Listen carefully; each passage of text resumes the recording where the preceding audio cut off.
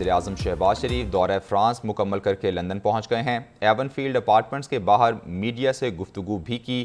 وزیراعظم کی جانب سے کہا گیا کہ موسم سے متعلق کانفرنس میں شرکت کے لیے پیرس گیا تھا۔ IMF کے MD سے دوستانہ گفتگو ہوئی ہے۔ وزیراعظم نے کہا کہ IMF پروگرام اب منظور ہو جانا چاہیے۔ وزیراعظم شہباز شریف دورہ فرانس مکمل کر کے لندن پہنچ گئے ہیں۔ ایون فیلڈ اپارٹمنٹس کے باہر میڈیا سے گفتگو میں وزیراعظم نے کہا کہ موسم سے متعلق کانفرنس میں شرکت کے لیے پیرس گیا تھا۔ IMF کے MD سے دوستانہ گفتگو ہوئی۔ وزیراعظم نے کہا کہ IMF پروگرام اب منظور ہو جانا چاہیے۔ اسحاق ڈار ان کی ٹیم IMF سے رابطے میں ہے۔ دعا کریں کہ IMF بورڈ پروگرام کی منظوری دے دے۔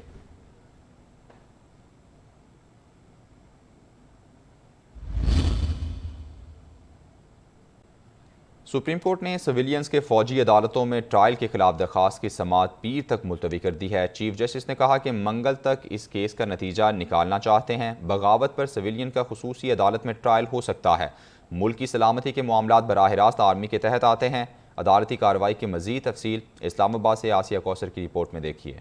چیف جسٹس عمر عطا بندیال کی سربراہی میں سپریم کورٹ کے 7 رکنی بینچ نے عام شہریوں پر فوجی عدالتوں میں مقدمات کے حوالے سے دائر درخواستوں پر سماعت کی۔ سول سوسائٹی کے وکیل نے اپنے دلائل میں کہا کہ آرمی ایکٹ قوانین کو بدنیتی کے تحت استعمال کیا جاتا ہے۔ جن کا ٹرائل ملٹری کورٹس میں ہوگا انہیں اپیل کا حق حاصل نہیں ہوگا۔ جسٹس عائشہ ملک نے سوال کیا کن وجوہات کی بنا پر سویلینز کا ٹرائل آرمی ایکٹ کے تحت کیا جا رہا ہے۔ جسٹس منصور علی شاہ نے سوال کیا بتائیں کس طریقہ کار کے تحت یہ تمام گرفتاریاں کی گئیں۔ جسٹس مظاہر نے سوال کیا کہ آپ یہ نہیں بتا سکے کہ کن درج مقدمات میں آفیشل سیکرٹ ایکٹ کے دفعات شامل کی گئیں۔ کمانڈنگ آفیسر کیسے سویلینز کی حوالگی کا مطالبہ کر سکتا ہے؟ سابق چیف جسٹس جواد خواجہ کے وکیل احمد حسن نے دلائل دیتے ہوئے کہا سویلینز کا کورٹ مارشل کر کے بنیادی انسانی حقوق کو متاثر کیا جا رہا ہے۔ کوئی بھی اپنے معاملات کے لیے خود جج نہیں بن سکتا۔ جس پر چیف جسٹس نے پوچھا قانون میں یہ کیوں درج ہے کہ سویلینز کا فوجی عدالت میں ٹرائل ہو سکتا ہے؟ کن سویلینز کا ٹرائل آرمی ایکٹ کے تحت ہو سکتا ہے؟ چیف جسٹس نے سماعت کے دوران ریمارکس دیے کہ یہ کہنا کہ سویلین کا کبھی فوجی عدالتوں میں ٹرائل نہیں ہو سکتا درست نہیں۔ ملک کی سلامتی کے معاملات براہ راست آرمی کے تحت آتے ہیں۔ چیف جسٹس نے کہا کوشش ہوگی کہ اس کا نتیجہ منگل تک نکل آئے۔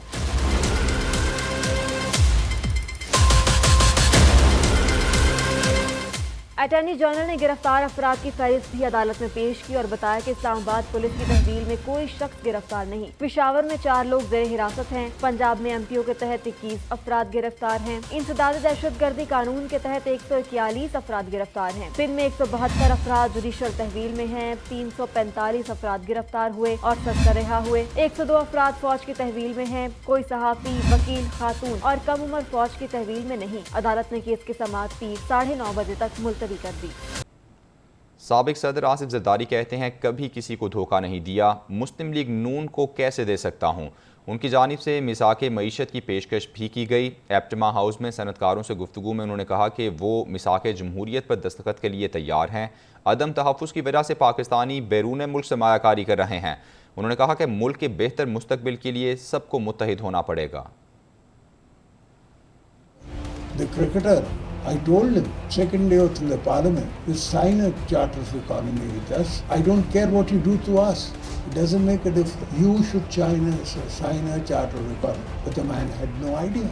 Half the people sitting there do not have any idea. उससे कभी commerce की हो, कभी धंधा किया हो, कभी दरख्त लगाए हो, कभी पौधे लगाए हो.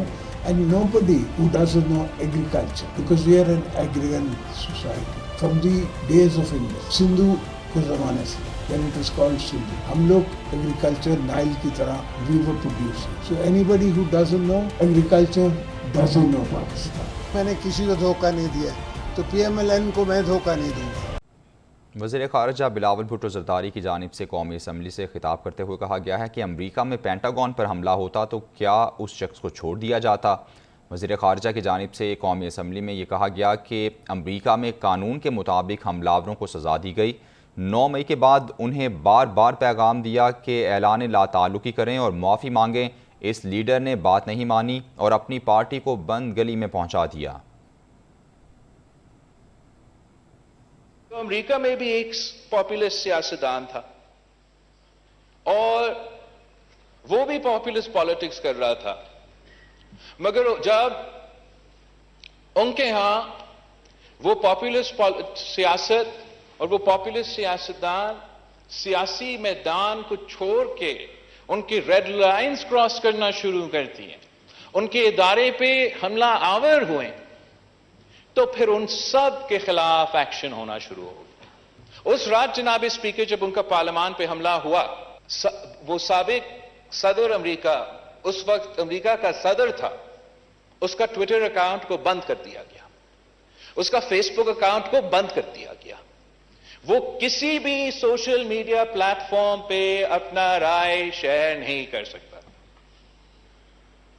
सबसे बड़ा जमहूरियत। निगरान वज़ीर आला पंजाब मोहसिन नकवी ने लाहौर ब्रिज का इफ्तिताह कर दिया है। उनकी जानिब से इस मौके पर मीडिया से गुफ्तगू भी की गई। उन्होंने कहा कि लाहौर ब्रिज खुलने से ट्रैफिक के मसाइल हल होंगे, बाकी तरक्याती काम भी जल्द मुकम्मल करेंगे। कच्चे के इलाके में ऑपरेशन 80% मुकम्मल कर लिया गया है। निगरान वज़ीर आला ने वाज़ेह किया कि वो मुस्तकबिल में भी सियासत में हिस्सा नहीं लेंगे। यासिर गिलानी की अहलिया को रिहा कर दिया गया है। बहुत अरसे से लटका और बल्कि काम रुका पड़ा था, और हमारी कोशिश थी कि इसको जितना जल्दी कंप्लीट करा सकें उसको कंप्लीट करा लें। और बेसिकली वापडा का एक इशू था जिसकी वजह से बिल्कुल काम रुक गया हुआ था, तो वो भी सॉर्ट आउट हुआ। रेलवे वालों के साथ भी जो मसला था वो भी सॉर्ट आउट हुआ, और फाइनली ये ब्रिज आज कंप्लीट हो गया और अब थोड़ी देर बाद ट्रैफिक के लिए खुल जाएगा। इसके लिए जो कॉन्ट्रैक्टर है, जो LDA की टीम है जिसने इस पे काम किया है, सारे आई थिंक शाबाश के मुस्तहिक हैं, बिकॉज इन सब ने यहाँ पे रोज़ आके चेक किया है। फाइनली ये ब्रिज आज रेडी है। तो अब जो बाकी डेवलपमेंट की चीज़ें लाहौर की चल रही हैं वो भी हमारी इसी तरह प्रायोरिटी है कि उनको जितना जल्दी ख़त्म करा सकते हैं उनको ख़त्म कराएं, ताकि पब्लिक को रिलीफ ज़्यादा से ज़्यादा मिल सके। 9 रुकनी लार्जर बेंच से अलग होने के बाद जस्टिस काजी फाजीसा ने एक नोट तहरीर किया, जिसे दूसरी मरतबा अपलोड होने के बाद भी वेबसाइट से हटा दिया गया। जस्टिस काजी फाजीसा ने तहरीरी नोट में ये मौक़िफ़ अपनाया है कि उन्होंने कभी रजिस्ट्रार ऑफिस को किसी नौइयत का मुकदमा लगाने का नहीं कहा। उन्होंने ये भी कहा कि जब से उनकी अदालत उज़्मा में तैनाती हुई है तब से कभी किसी मुकदमे की समाअत से गुरेज नहीं किया। हमेशा कोशिश की कि हर फैसला एक ही पैमाने से आईन व कानून के मुताबिक किया जाए। जस्टिस काजी फाजीसा ने मज़ीद वाज़ेह किया कि supreme court practice and procedure act की मुअत्तली के बाद से अदालत में नहीं बैठा। आज तक चीफ जस्टिस ने मेरे मौक़िफ़ की तरदीद नहीं की। मेरी राय में अदालत उज़्मा के सरबराह को ऐसा नहीं करना चाहिए। इदराक है कि चीफ जस्टिस ने अपने साथियों को बिला वजह गैर ज़रूरी कश्मकश में उलझा दिया है।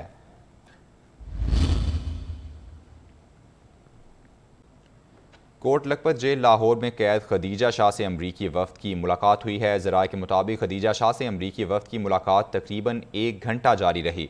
मुलाकात के दौरान खदीजा शाह की रिहाई से मुताल्लिक़ कानूनी पहलुओं का जायज़ा लिया गया।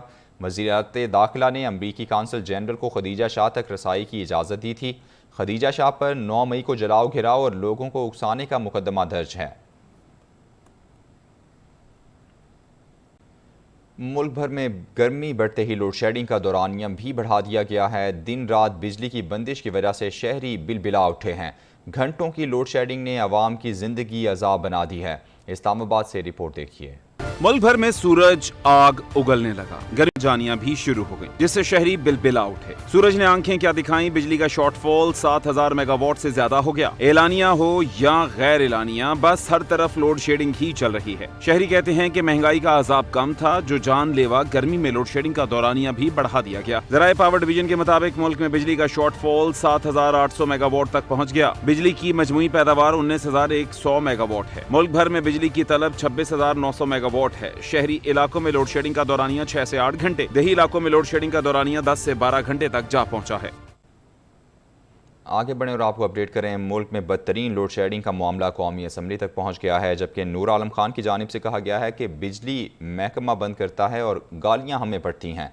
विफाकी वज़ीर बराए आबी वसाइल खुर्शीद शाह ने कहा कि बेनज़ीर भुट्टो ने थरकोल के 5000 मेगावाट का मुआहदा किया था, जिसे मनसूख कर दिया गया। मज़ीद बता रहे हैं इस्लामाबाद से सिद्दीक साजिद अपनी इस रिपोर्ट में। मुल्क भर में बदतरीन लोड शेडिंग की गूंज कौमी असम्बली में भी सुनाई देने लगी। कहर ढाती गर्मी में जालिमाना बिजली बंदिश पर अरकाने असम्बली फट पड़े। चेयरमैन PAC नूर आलम खान ने कहा कि बिजली महकमे के लोग बंद करते हैं, गालियां हम खाते हैं। वज़ीर तवानाई पेट्रोलियम नहीं आते, ठंडे कमरों में बैठे हैं। पूरे मुल्क में शेड्यूल लोड शेडिंग करें, गर्मी बहुत ज्यादा है, लोगों को बिजली भी नहीं दे रहे। इस पर डिप्टी स्पीकर ने कहा कि उनके हलके में 3 दिन से बिजली नहीं है। बिजली का इशू बहुत अहम है, ना वजीर है ना पार्लिमानी सेक्रेटरी मौजूद है। वज़ीर तालीम राना तनवीर का कहना था कि 2013 में 20 घंटे लोड शेडिंग थी। कौम ने मौका दिया तो बिजली की लोड शेडिंग खत्म कर देंगे। मीर मुनव्वर अली तालपुर लोड शेडिंग पर बात की इजाजत न मिलने पर ऐवान से वॉकआउट कर गए। विफाकी वजीर बरायाबी वसायल सैयद खुर्शीद शाह ने कहा, एक कमेटी बनाई जाए कि 2008 में लोड शेडिंग की सूरत हाल क्या थी और 2013 में क्या सूरत हाल थी। खुर्शीद शाह ने मजीद कहा कि तेल से बिजली बनाना हम अफोर्ड नहीं कर सकते। एक करारदाद मंजूर करें कि तेल से बिजली बनाने पर पाबंदी लगाई जाए। सख्त तरीन गर्मी में बिजली की बदतरीन लोड शेडिंग ने शहरियों का पारा हाई कर दिया है। सभी ये जानना चाहते हैं कि आखिर लोड शेडिंग में अचानक इतना इजाफा क्यों हो गया है। मुल्क में बिजली की कितनी पैदावार है, तलब और रसद में कितना फ़र्क है। आवाम के इन सवालों का जवाब जानते हैं।